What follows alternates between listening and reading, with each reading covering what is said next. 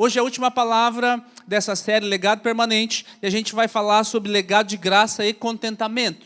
Nosso versículo-chave da série está lá em Salmo 112, deixa eu ler rapidinho, para depois entrar no versículo do dia. Salmo 112, ó, é bem ao homem que trata generosamente e empresta, que conduz os seus assuntos com justiça. Certamente ele jamais será abalado, para sempre se lembrarão dele.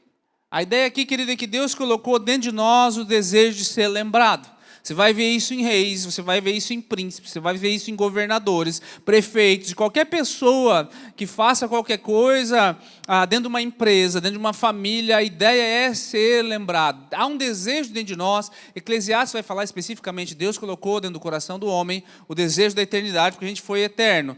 E a pergunta que eu e você temos que fazer é, o que eu posso fazer agora para ser lembrado? Literalmente, para sempre. E aí eu quero que você repita comigo assim, diga assim, eu fui criado para deixar marca que sobrevivam os meus dias.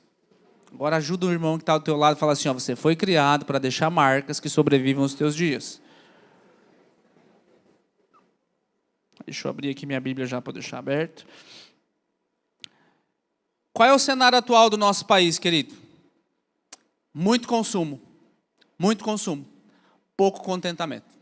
Não é? Há uma praga colocada e liberada sobre o nosso país. Quando o justo governa, o povo prospera. Quando o ímpio ou corrupto governa, há um caos na nação. E é o que a gente está vivendo agora. Há uma praga liberada na nossa nação aí, travestida de várias outras coisas, mas que você já ouviu falar e está no teu celular toda hora. Se ligar a televisão, está lá. Em tudo que é lugar, qualquer propaganda de filme, um streaming que você está assistindo, vem uma propaganda em cima disso aí chamada Bets. E agora essas apostas estão liberadas em tudo que é lugar. Nosso país não vai para frente, sabe por quê? Porque há décadas, não é só por causa do governo do PT ou outras coisas assim.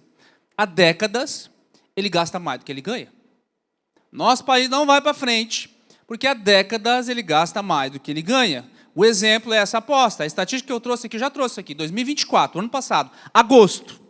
Então, um ano atrás, a estatística de um ano atrás, não sei qual é agora, mas 20% dos atendidos pelo Bolsa Família gastaram 3 bilhões de reais em bets. Pessoas que são atendidas pelo Bolsa Família, teoricamente não têm dinheiro para comer. Teoricamente não têm dinheiro para se sustentar. A pergunta é, como é que se permite a essas pessoas que estão precisando de assistência para comer, tirar 20% do seu rendimento e jogar lá para um dinheiro que nem no país fica? Não tem nem emprego indireto, não tem nem nada que fica lá para um outro país, é lá fora que esse negócio volta para lá. As pessoas dão 10% para a igreja, 10% para a obra de Deus, é muita coisa, mas 20% da assistência do Brasil, que nesse caso não é pouca, está indo para esse lugar, querido, há uma doença, e já é uma preocupação do governo, não significa que porque ele está preocupado, que ele está fazendo alguma coisa a respeito, mas já é uma preocupação que, principalmente nas classes mais pobres, esse negócio aí já entrou. E tem um princípio aqui por trás disso aqui. Por que ele está lá? Por que isso está ali? Porque é o princípio do descontentamento. Nós estamos falando hoje sobre qual é o legado de graça e contentamento. E o que a gente vê em cima de muitas coisas? Uma desgraça e uma insatisfação constante. Nós não somos uma igreja do Evangelho da Prosperidade, isso é claro, mas nós entendemos que a Bíblia nos ensina muitos princípios financeiros que, se obedecidos, traz bênção. Então é em cima disso que nós estamos falando dentro dessa série. Nós não estamos negociando com Deus para ser rico, nós estamos falando uma moeda de troca, Senhor, eu dou e agora Deus é obrigado a me dar de volta alguma coisa. Não é esse sentido. Mas nós entendemos que existe um princípio de bênção, existe um princípio de equilíbrio nessa área, e se eu obedecer e se eu fizer, evidentemente que eu vou ser abençoado. E a parte básica aqui é que enquanto os meus anseios, eles excederem os meus ganhos, eu vou ter dívidas. Você entende isso? Enquanto os meus anseios sempre excederem os meus ganhos, eu vou ter dívida. E não é a vontade de Deus, não é o desejo de Deus que o seu povo ande endividado. Não é do agrado de Deus, não é para a glória de Deus que o povo dele, o representante dele na terra, ande endividado. Então, querido, nós precisamos crescer nessa área. Se você está lidando com isso há muito tempo já, não é porque você deixou Jesus entrar no teu coração que Jesus entrou lá naquela área financeira. Lembra que eu falei sobre gavetas? Às vezes nós colocamos no nosso relacionamento com Deus uma prateleira com gavetas. Senhor, aqui é a gaveta da minha família. Pode entrar e arruma aqui, Senhor. Está difícil. Tem que botar coisa aqui, tem que tirar coisa daqui. Senhor, está aqui a gaveta das minhas emoções. Pai, entra, restaura. Mas quando chega na gaveta das finanças, a gente fala assim, Senhor, deixa aqui comigo, deixa que aqui eu resolvo. Eu tiro coisa daqui quando eu acho que tem que tirar, eu coloco quando eu acho que tem que colocar. E é por isso que às vezes nós experimentamos a presença de Deus em muitas áreas da nossa vida, e às vezes em especial nessa não. Ou se você de repente está tudo bem com Deus nessa área, pode ter outra área da tua vida que você colocou como uma gaveta. Não, minhas emoções cuido eu, da minha família cuido eu, os meus valores cuido eu, e aí Deus não vai acessar lá nunca. Então até que eu aprenda esse princípio, eu sempre vou ficar frustrado, não importa, em especial na área financeira, quanto eu ganhe. Você pode ganhar um monte e viver descontente o tempo inteiro. Nós vamos ler aqui o nosso texto base hoje, são 2 capítulos, eu não vou ler o capítulo inteiro, os 2, porque vai gastar bastante tempo, mas eu vou tirar aqui os princípios básicos. 2 Coríntios, capítulo 8 e 9. Nós vamos para o Novo Testamento, nós não vamos lá para o Antigo Testamento, nós vamos para o Novo Testamento, tempo de graça. Novo Testamento não tem mandamento de dízimo, você não é obrigado a fazer isso. Mas ele te dá um princípio, é uma das evidências de que Deus está no comando da tua vida, uma das evidências que você sujeitou a Deus todas as coisas, inclusive essa área, é se você pratica esse princípio, mas há um entendimento em cima disso. O pastor Daniel trouxe lá a palavra de como é que isso funciona, qual é a bênção em cima do dízimo, né? Não é uma questão de moeda de troca, Deus não é obrigado a te dar nada, mas é uma evidência de se ele é o primeiro na tua vida ou não nessa área. A gente já viu sobre isso. Deixa eu ler aqui alguns versos, então. 2 Coríntios, capítulo 8, verso 1 a 4. Deixa eu dar o contexto para você antes. A igreja de Jerusalém está sendo perseguida e está passando por várias dificuldades. Paulo ele está plantando igrejas ao redor do mundo, algumas na Macedônia, Tessalonicenses é uma dessas igrejas assim.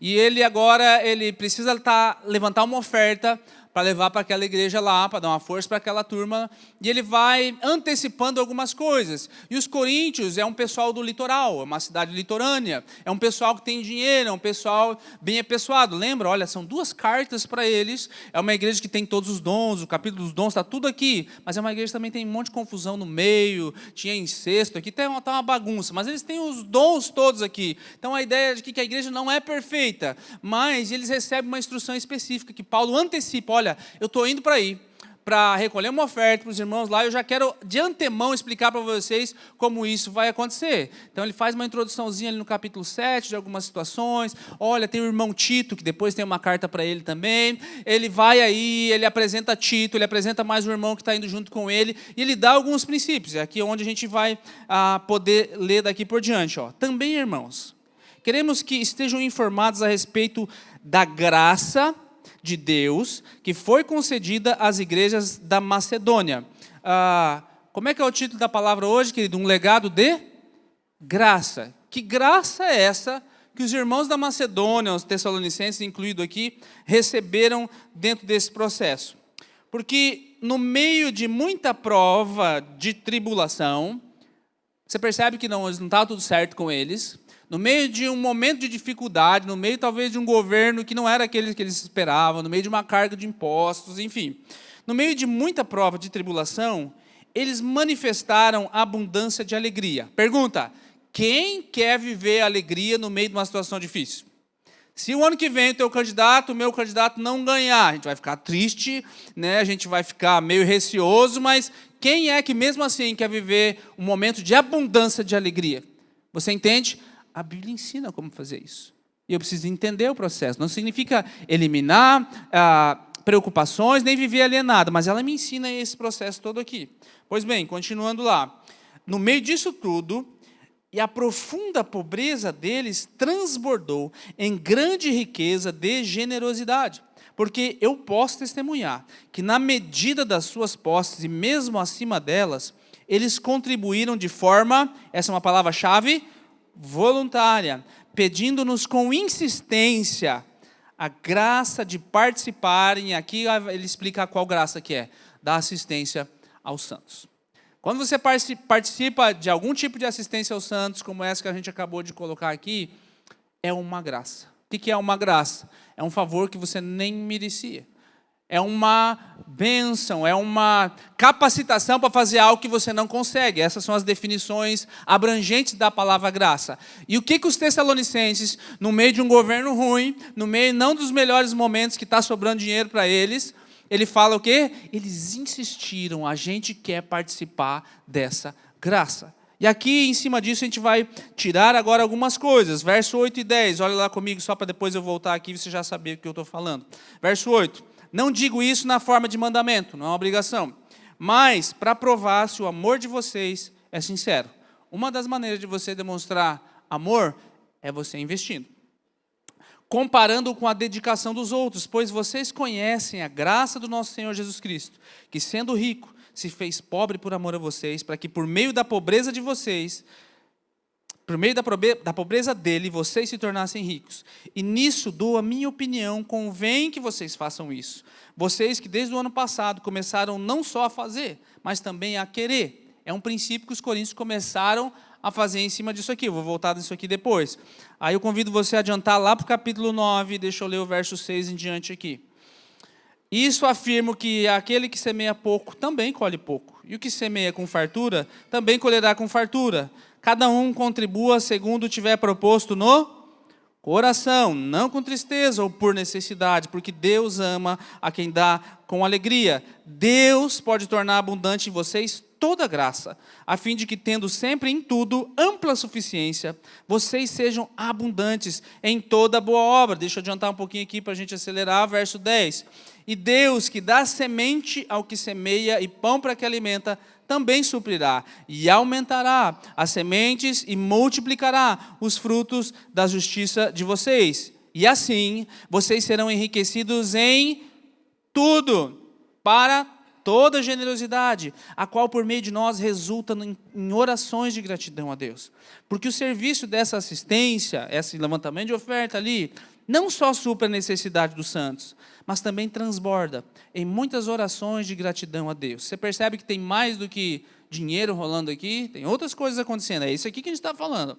Na prova desse serviço, eles glorificam a Deus pela obediência da confissão que vocês fazem do Evangelho de Cristo, e pela generosidade com que vocês contribuem para eles e para todos, enquanto eles oram por vocês, com grande afeto, não por causa da extraordinária graça de Deus que foi dada a vocês. Oh meu Deus, me perdi. Enquanto eles oram por vocês com grande afeto, por causa da extraordinária graça de Deus que foi dada a vocês. E aí terminamos aqui, graças a Deus, pelo seu dom indescritível. Primeiro ponto, querido, a generosidade, ela nasce da graça, ela não nasce da culpa. Em vários momentos, ele coloca aqui, olha, cada um contribui conforme propôs no seu coração. Precisa haver uma voluntariedade, precisa haver um pensamento, você tem que querer, senão Deus não está recebendo nada. Por isso que eu apresentei aqui o projeto do Aqueça para vocês, para alguns vocês já conheciam, outros não conheciam ainda, você tem que querer isso. É a ideia de que você vá para casa, que você pense, que você pesquise algumas coisas em cima disso. Porque Paulo ele não está mandando. O que ele está fazendo? Ele diz assim, ó, não faço isso, digo isso não como uma ordem, é o verso 8. Não é uma ordem. E o 7 lá do 9. Cada um dê conforme determinou no seu coração, não com pesar, não por obrigação, pois Deus ama quem dá com alegria. Paulo não está mandando. O que ele está querendo fazer? Inspirar. E é o que eu quero fazer com você aqui. Nós queremos inspirar você a ter um entendimento nessa área. Eu não estou aqui para te mandar, para dizer coisas, se você não fizer isso aqui, vai vir maldição sobre você. Ou estou aqui para te dizer assim, não, faça isso, porque daí todos os seus problemas financeiros vão ser resolvidos. Isso não é bíblico. Essa é o desvio, o desvirtuamento do evangelho da prosperidade, que incute no coração das pessoas mais ganância do que um desejo de glorificar a Deus em cima dessas coisas. Quando a Bíblia fala assim, Deus ama aquele que dá com alegria, a palavra grega para alegria aqui é hilarios, que é de onde vem a nossa palavra hilário, não é no sentido pejorativo, mas esse hilarios aqui quer dizer uma generosidade leve. É algo espontâneo. Então, Deus ama aquele que tem uma generosidade leve, no sentido de não ser peso. Algo que é espontâneo. É isso que Deus ama. Por isso que Deus não quer oferta empurrada. O que Ele quer? Generosidade que transborda. E aí nós temos algumas maneiras de lidar com esse tipo de coisa aqui. Sabe quando ele diz assim, o exemplo da Macedônia? Você percebe os irmãos da Macedônia, como é que eles estão vivendo aqui? É uma igreja que está enfrentando uma severa dificuldade. Não é uma dificuldade qualquer. Talvez era o pior governo no nosso contexto, né, que eles estavam experimentando. Mas no meio disso tem abundante, a palavra abundância de alegria, e fala de riqueza, de generosidade. Quem é que não quer viver isso aqui? Você percebe que o nosso Brasil vive o contrário, a pessoa está pobre, está precisando de ajuda do governo, e ainda está jogando o dinheiro dela para um negócio que nem vai ficar no país, vai voltar e ela está perdendo tudo. E aí então ela está em pobreza, de tudo que é tipo, e ainda está descontente e triste. É todo o contrário do que a Bíblia diz. Então, há um princípio bíblico aqui que diz que, às vezes, eu posso passar por uma situação difícil financeira e ainda ser abundante em alegria e generoso. Como é que isso pode? Aí vem alguns mitos, né, que a gente precisa destruir ou desconstruir. Qual é o primeiro mito? Só pessoas ricas podem ser generosas. A Bíblia está dizendo o contrário. Esse é o primeiro mito. Não, só o rico pode ser generoso. Segundo mito, só pessoas ricas podem ser felizes. Qual é o mito aqui? Olha, no meio da mais severa tribulação e de alguma pobreza, eles têm abundância de alegria e abundância de generosidade. Você percebe? Que é um mito, entender? Não, quando eu for rico, quando eu ganhar, quando a minha aposta der certo, quando isso aqui acontecer, aí todos os meus problemas estarão resolvidos, querido. Aqui que está tudo errado. Aqui que nós invertemos algumas coisas. Você pode ser rico em dinheiro e pobre em alegria. Você conhece quantas pessoas? Quantas pessoas tão miseráveis que, como diz a expressão, não tudo que elas têm é só o dinheiro. Acabou as outras coisas. Você pode ser pobre em dinheiro, mas abundante em generosidade. De fato, a gente vai ver muitas coisas a respeito disso aqui. Ser rico em generosidade nada tem a ver com quanto dinheiro eu tenho. Na verdade, é até mais fácil ser generoso quando eu não tenho dinheiro, porque é mais fácil de ver o que é ser generoso. Entende? Lembra da oferta da viúva pobre? É mais fácil de identificar. Talvez quando você tem mais bens, é mais difícil delimitar qual é a linha da generosidade e a linha da conveniência. Porque por mais que alguém, ele pode dar lá 1.000, 10, 50 para qualquer projeto que ele venha a fazer, se ele tem uma extrema reserva abundante, isso não faz diferença nenhuma para ele. Não é generosidade de fato. Pode ser para quem está olhando. E eu estou atrás desse tipo de generosidade aqui que a Bíblia me ensina. E aí há dois tipos de generosidade que você pode identificar. Pensa num balão de criança. Se você encher esse balão com a tua boca, com o teu ar, com o teu fôlego, e quiser manter ele no ar, o que você tem que fazer? Ficar dando tapa nele, não é? Para manter esse balão lá em cima, você tem que começar a bater nele toda hora, bater nele toda hora. Tem gente que a generosidade dela é assim. Para você fazer com que ela seja generosa, tem que estar dando um tapa. Então, ele se move por culpa. Então, eu trago uma pregação aqui, ela, não, eu entendi. E aí ele começa a ser generoso. Ou, vamos fazer uma campanha a respeito de alguma coisa. É verdade, eu tenho que ser generoso. E aí, dependendo dos tapas que essa pessoa leva no bom sentido aqui, ele vai doar quando alguém prega sobre isso. Ele vai doar quando tem um sentido de culpa em algum momento. E aí, ele vai restringir a vida dele ou as doações dele aos momentos que estão vivendo. E aí, de repente, ele até dizima 1 mês, 2, depois ele cai. Ele oferta 1, 2 vezes, mas depois ele deixa de fazer isso, porque não é uma cultura para ele. É a generosidade do balãozinho cheio de ar. Mas tem um outro tipo de balão aí que funciona diferente, não tem? Já foi em festa de criança ali, que tem aqueles balões que fica pendurado, eles ficam sempre para cima, e se você soltar, eles sobem até, sabe, sei lá, né? Está lá, tentando o pessoal lá encontrar aquele padre lá que encheu de balão e sumiu, né? Você lembra? O que tem ali dentro desses balões? Tem um gás chamado hélio. E a nossa generosidade, que lá deveria ser em cima disso. Esse ar que tem dentro ali desse balão nosso da generosidade não deveria ser preenchido por nós. Deveria ser preenchido pelo ar do Espírito Santo. Porque o ar do Espírito Santo, ele nos mantém lá em cima sempre. É a ideia de que quando eu faço esse tipo de coisa aqui, eu não preciso de etapa pastoral para ser generoso. Eu não preciso de ordens para eu ser generoso, não preciso de culpa, me sentir culpado, deixa eu ir lá para a África, deixa eu ir para o meio de uma favela, deixa eu ir para algum lugar que eu veja a pobreza e eu me compadeça disso para eu ser generoso. Eu preciso ser cheio do amor genuíno de Jesus pelas pessoas em todo o tempo. Então, a generosidade duradoura, ela sempre vai nascer de um coração cheio do Espírito Santo.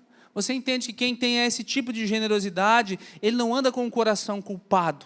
Há algo dentro dele, movendo ele a um determinado lugar. Quantos estão entendendo isso, amém? Segundo ponto aqui, querido, a generosidade ela nasce do contentamento. O que acontece se eu não for contente? Nós estamos com um probleminha no ar-condicionado ali, tá? Então hoje você tem um pouquinho de paciência, a gente vai tentar resolver depois. O que acontece se eu não estiver contente? Eu vou construir a minha vida baseado no sempre mais. Sempre mais. Sempre mais. E o sempre mais dá o quê também? Mais fadiga. Você já viu aquela expressão? Pessoas detonando a sua vida na primeira metade da vida, né? Detonando a sua saúde na primeira metade da vida, tentando ganhar dinheiro, e depois gastando a segunda metade da vida o dinheiro que ganhou para tentar reconstruir a saúde. Isso às vezes é verdade.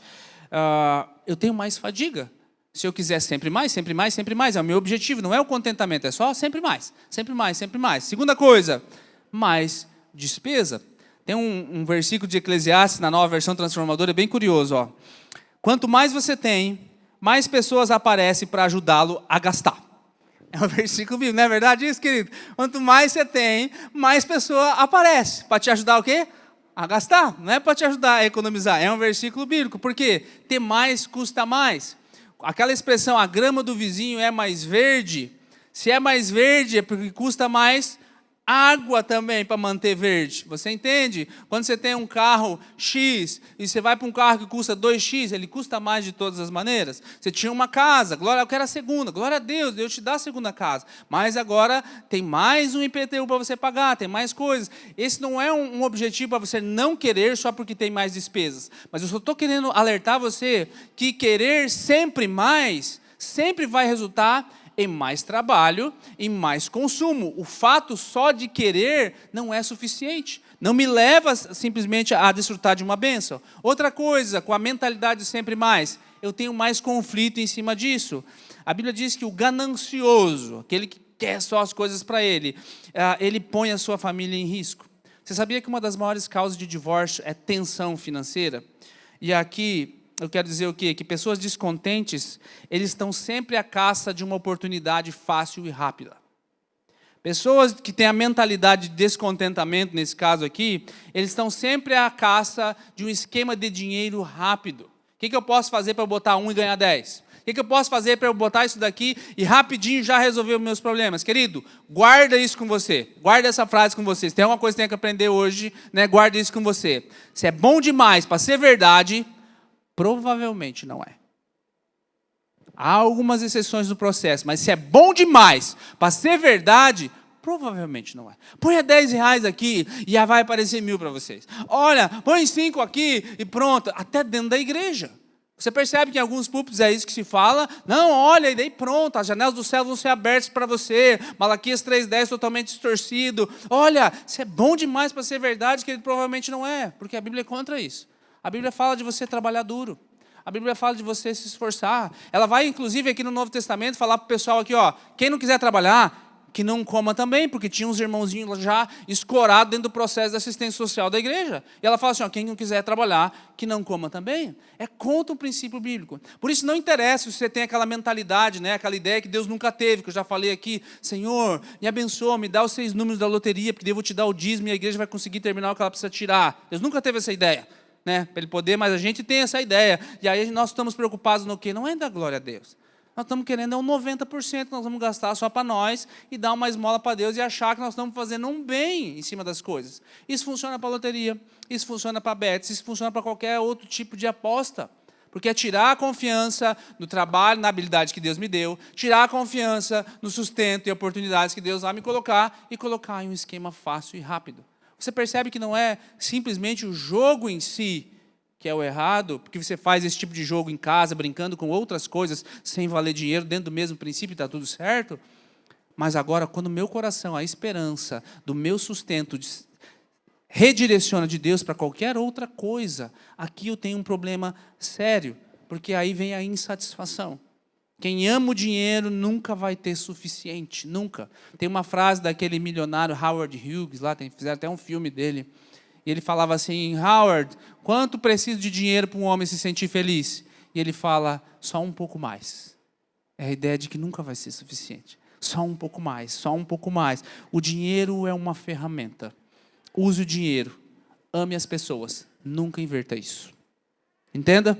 O dinheiro é uma ferramenta nas nossas mãos. A gente usa para aquilo que precisa, para fazer o que você precisa fazer, construir o que você precisa construir. Não pode tomar o lugar das pessoas. As pessoas precisam ser amadas. Se eu inverter isso, eu amar o dinheiro e usar as pessoas, eu tenho um problema, é a raiz de todos os males aqui. Uma vez plantado isso, eu preciso ir para esses princípios aqui de um legado permanente. Então aqui vem a parte prática agora, querido. Primeiro, nunca se trata de valor. Não é a quantidade em si. 2 Coríntios, voltamos para os textos agora. Verso 12. Se há prontidão de vontade, eu sublinhei isso aqui no meu texto aqui.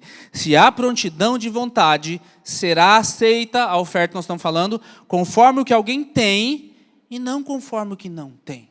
Qual é o princípio para Deus aceitar a nossa oferta? É o que tem e o que não tem? Ou o primeiro ponto, prontidão de vontade, você tem que querer. Deus nunca vai receber uma oferta tua se você vem, ai Senhor, então está aqui agora, me livre de todas as coisas. Ai Senhor, está aqui agora multiplica todas as coisas, Senhor. Isso é a consequência, Deus vai te livrar dessas coisas, Deus vai fazer crescer a colheita, porque é uma evidência, é uma lei, mas a prontidão da vontade não é essa. Lembra? Deus ama aquele que dá com leveza, com alegria. Deus não se aproxima de nós com necessidades. Deus não está carente de amor. Deus não está carente de dinheiro. Deus não está carente dessas coisas, querido. Como é que começa o Evangelho? Deus amou o mundo de tal maneira que o Evangelho começa dando, não pedindo. Qual é o convite de Jesus em primeiro lugar? Senhor, onde é que o Senhor mora? Vem ver. Depois ele vai falar para você, lá no final, vai e morra. Mas antes ele fala para você assim, vem ver, porque Deus é esse Deus doador. O Evangelho começa assim. É você que precisa do que a generosidade produz no teu coração. Isso tem que estar claro para nós, querido, porque generosidade não é algo que Deus quer dar para mim. Generosidade é algo que Deus quer para mim. Não é que eu vou experimentar isso em algum momento, né? Deus não, ou melhor, generosidade não é algo que quer de você. Olha aí, até esqueci minha frase. Generosidade não é algo simplesmente que Deus quer de você. É algo que Deus quer para mim. Qual é a diferença aqui? Cultura. Viver o dia a dia em cima dessas coisas aqui. Por quê? Qual é o antídoto para o materialismo? É doar. Não é assim que você ensina para a tua criança? Né? As crianças já nascem egoístas, não é?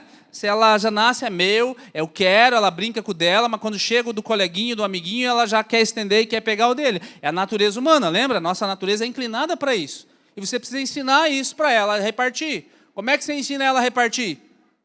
Repartindo. Esse é dele, dá isso aqui para ele. Quando estraga os brinquedinhos lá, você vai comprar um novo, estraga e compra um novo, estraga e compra um novo. O que você está ensinando para ele? Consumismo. Agora, quando o brinquedinho ainda está novo, não está estragado, você fala assim para ele, filho, vamos lá, tem outras crianças que não têm, deixa eu te ensinar a mostrar. Porque se você ensinar para ele, quando tiver quebrado a gente doa, tá? Outro princípio que errado está ensinando. 1 Timóteo 6, exorte os ricos desse mundo. O que ele está falando aos ricos desse mundo? Vocês vão para o inferno, não é nada de Deus? Nada disso. Não sejam orgulhosos. Não depositem, você que tem bastante dinheiro, não deposite a sua esperança na instabilidade da riqueza. O problema aqui não está em ter dinheiro. O problema está onde é que está a minha confiança.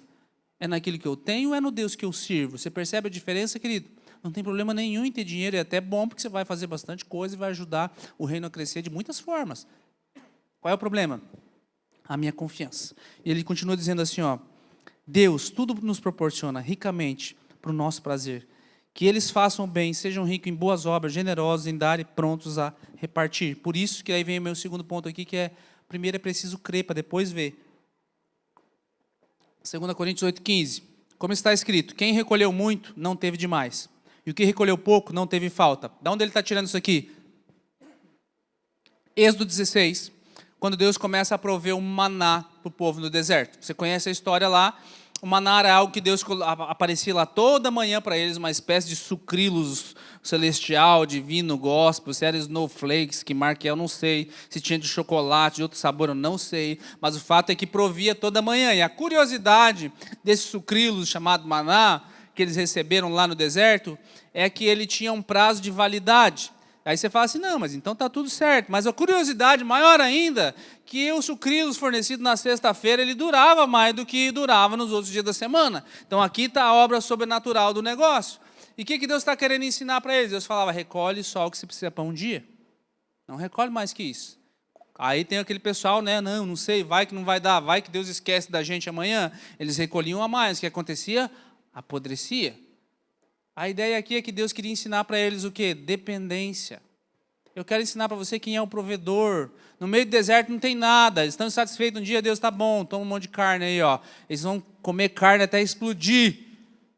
Deus está falando para eles assim, ó, querido, não falta nada para mim. Se você está no deserto, você está passando por uma situação difícil, você precisa aprender a depender de mim. Aí não tem a ver com o quanto você tem. Deixa eu te trazer um exemplo, ver se fica mais claro.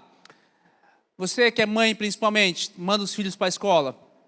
Se você colocasse um sanduíche todo dia para ele fazer o lanche dele lá na escola.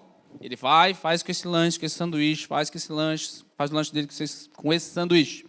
E aí você descobrisse que lá na escola dele tem um coleguinha que é tão pobre, tão pobre, tão pobre, que ele não tem dinheiro nem para levar lanche. E aquela criança, naquele momento do lanche, ele não tem nada para ele comer. Ou todo o sacrifício daquela família para botar aquele menino na escola particular é para pagar mensalidade, não tem condição de bancar o lanche da criança. Você descobre isso. E você pega e faz, em vez de um sanduíche, você põe 2 sanduíches na lancheira do teu menino e não fala nada para ele. E aí está lá o teu menino na escola, e ele vê o coleguinha todo dia lá, que não tem lanche, e de repente ele abre a lancheira dele e vê 2 sanduíches. E espontaneamente do coraçãozinho dele, ele vai lá e pega e dá para o coleguinha dele aquele outro sanduíche. Pergunta, você ficaria chateado quando ele chegasse em casa e falasse assim, mamãe, papai, tinha um coleguinha que não tinha um sanduíche, eu peguei um do meu e reparti com ele? Porque ele poderia pensar assim, se ele fosse adulto igual a gente. Ou tem 2 sanduíches, vai que a mamãe esquece de bater um outro sanduíche para mim amanhã, vou guardar esse aqui para amanhã. E aí no outro dia vem mais 2, vai que a mamãe esquece de colocar esse sanduíche aqui, deixa eu guardar esse aqui para amanhã. Não. Você ficaria orgulhoso dele, não é? Porque ele se repartiu. Por quê? Porque ele confia que todo dia você vai dar um jeito de prover um sanduíche para ele, não vai faltar para ele. Você entende que o coraçãozinho dele não está preocupado se a mamãe não vai prover o sanduíche no outro dia. Ele enxergou uma necessidade e imediatamente ele olhou aquilo que ele tinha e ele prontamente repartiu aquilo. Você não ficaria orgulhoso com isso, querido? Sim ou não? Deus não pensa diferente da gente nesse aspecto. Ele é o provedor de todas as coisas. Eu já trouxe esse verso para você aqui. Vocês olhem para os lírios dos campos. Olhem para os passarinhos lá que não semeiam nem colhem. Deus provê para eles. Não tem vocês muito mais valor do que o lírio dos campos e os pássaros? Quando o nosso nível de confiança em Deus é assim, querido, é aqui que se aplica o contexto de o justo não mendigará o pão. Uma vez que eu tenho esse entendimento, quem é o meu provedor? Sim, eu vou passar alguns momentos, talvez, como no deserto. Não isenta de eu passar necessidade nessa área. Mas mesmo no deserto, Deus vai prover situações. Eu já passei alguns momentos da minha vida difíceis, né? Todo mundo já passou, principalmente no começo da vida, né? Um momento de desemprego ou isso. E aí, poxa, uma vez que eu estava transicionando de um emprego para o outro, não tinha aberto uma porta ainda para eu trabalhar e tal. E aí, naquela semana, aconteceram algumas situações e acabou que eu estava junto de algumas pessoas, auxiliando, e almocei naquela semana, acho que 3 vezes em um restaurante, comi salmão e tudo. E uma das reflexões que eu tive foi, poxa vida, ó, eu estou sem emprego, estou vendendo almoço para pagar janta, como diz a turma por aí, estou comendo salmão no meio-dia. Isso é provisão ou não é? Agora, quando eu não tenho um entendimento contrário, o que eu vou fazer? Eu vou viver me comparando. E quem se compara, fere um mandamento que é o mandamento da cobiça. E aí, quando ele consegue sair dessa linha, ele entra num outro perigo, que é o perigo da acumulação, que é viver como se o futuro dependesse dele. Na prática, sabe o que é isso? Um ateu financeiro. Ele não confia em Deus a ponto de cuidar. Por isso que oferta é uma porta de entrada para bênçãos maiores. 2 Coríntios 9:6. Quem semeia pouco, pouco também colherá, e quem semeia com fartura também colherá. O que Deus multiplica? Aquilo que vem, aquilo que eu coloco nas mãos dele. Deus não multiplica reserva, querido. O que Deus multiplica? Semente. Por isso que nós olhamos para a nossa reserva, que é o que você vai fazer nessa semana, e ver o que tem da tua reserva que pode ser semente para a igreja local. O que tem na tua reserva que pode ser semente para aquele projeto Aqueça da Mongólia? Você vê nas tuas coisas todas as semanas. Por isso que aqui nós não fazemos todo o discurso da oferta, porque nós entendemos que é uma oportunidade, é uma graça. Participa quem tem um propósito no coração, quem tem um entendimento. Participa quem quer, no sentido, eu não posso ficar de fora dessa graça. Nós cantamos aqui, Senhor, está acontecendo uma história no mundo, Deus está fazendo algo no mundo. Você crê nisso? Eu quero participar do que Deus está fazendo no mundo. Lembra como é que nós abrimos essa palavra aqui? Deus colocou em nós um desejo de sermos lembrados. Como é que você vai ser lembrado, querido? Não interessa o que você junte. Talvez você não vai ser um Rockefeller da vida, um dos poucos homens do mundo que vai ser lembrado por aquilo que teve. Às vezes você nem sabe o que ele fez, mas você sabe que ele teve bastante. Eu não quero ser lembrado assim. Eu quero estar entre esses homens aqui, onde a Bíblia fala assim, homens dos quais o mundo nem foi digno. Deus está fazendo algo no mundo. E eu quero participar do que Ele está fazendo no mundo. E uma das maneiras de eu participar do que Deus está fazendo no mundo, a Bíblia está me ensinando, que é mesmo que eu estiver passando uma necessidade, eu vou olhar aquilo que eu tenho, e aquilo que me traz alegria de dizer, Senhor, eu posso participar com isso. Por isso que o verso 11, assim vocês serão enriquecidos em tudo, para quê? Para generosidade. O que eu quero dizer com isso? Que a oferta vai esclarecer o propósito de Deus para a minha vida. Por que Deus me dá riqueza? Para eu ser generoso. Deus não vai dar mais sanduíche para você ficar guardando. Deus vai dar sanduíche para você entender, olha, esse é um canal. Esse aqui, cada sanduíche que eu der, ele vai levar para outro lugar. Quer saber de uma coisa? Eu vou dar para ele uma fábrica de sanduíche. Porque ele entendeu o meu propósito. Agora, para aquele lá que está ali fazendo de conta, né? Ai, Senhor, me dá aqui mais um sanduíche, eu tiro um pedacinho desse daqui e vou juntando. Eu sempre estou dando para as pessoas, mas você dá migalha para as pessoas, você está mais preocupado em, não, deixa eu juntar, que vai que um dia a mamãe esquece de me dar. Sabe, querido, maior capacidade financeira não é para aumentar só o padrão de vida. Você vai aumentar o padrão de vida, isso é óbvio. Você vai morar num lugar melhor, você vai botar suas crianças a estudar num lugar melhor, você vai andar com um carro melhor, você vai poder descansar em um lugar melhor, está tudo certo. Deus está, feliz que você está com isso aí, eu também estou feliz. Mas o propósito de Deus fazer essas coisas sobre você não é só para aumentar o padrão de vida, querido, é para aumentar o padrão de generosidade. Porque daí eu entendi por que eu sou uma fonte, por que eu sou um canal. Prosperidade sem propósito, sabe o que é? Mar morto. Grandão, cheio, mas não tem vida lá dentro. Está cheio de água lá, mas não dá para dar de beber dessa água para ninguém. Porque não sacia mais a sede de ninguém. Por isso, querido, que ofertar me faz me interessar mais em ver a obra de Deus nas pessoas do que em colecionar coisas. Verso 13 e 14, aqui para ir para as partes finais. Na prova desse serviço, que era a oferta, eles glorificam a Deus pela obediência da confissão que fazem do Evangelho de Cristo e pela generosidade com que vocês contribuem para eles e para todos, enquanto eles oram por vocês, com grande afeto, por causa da extraordinária graça de Deus que foi dada a vocês. É claro, querido, que eu quero fazer parte do pessoal que dá para a Mongólia e não daqueles que estão lá precisando desse processo. Quando eu tenho esse entendimento, eu sempre vou ser daqueles que vai contribuir ao invés daquele que vai receber. Mas para eu poder chegar lá em algum momento, eu tenho que contribuir. Por isso que não tem como eu sair das dívidas se eu não começar a separar uma parte para doar. Parece controverso, não é? Não, você tem que pagar as suas coisas primeiro. Sim, em cima das coisas que você tem que pagar, você tem que se programar ao ponto de sobrar e poder aprender a viver com menos do que você ganha. Uma das primeiras coisas que o dízimo ensina para nós é isso. Você não vive com 100%. Você vive com 90%. Pois é, mas 90% não dá para fazer o que eu quero. Então aprenda a viver com 80%. Aprenda a viver com 70%. Peça a Deus direções para fazer as outras coisas. Mas nunca dá, nunca dá. Se já faz 10, 20, 30 anos que você está vivendo assim, você acha que tem alguma coisa errada com Deus ou com você? Você acha que tem alguma coisa errada com o sistema, a culpa é das pessoas, ou com a maneira com que Deus está fazendo as coisas e eu não estou percebendo? O último verso aqui, verso 9, capítulo 8. Deixa eu voltar lá onde a gente começou. Pois vocês conhecem a graça do nosso Senhor Jesus Cristo, que sendo rico, se fez pobre por amor de vocês, para que por meio da pobreza deles, vocês se tornassem ricos. O que é que Jesus fez por nós, querido? O que é que Jesus fez por nós? Jesus não precisava de nada. Jesus tinha tudo.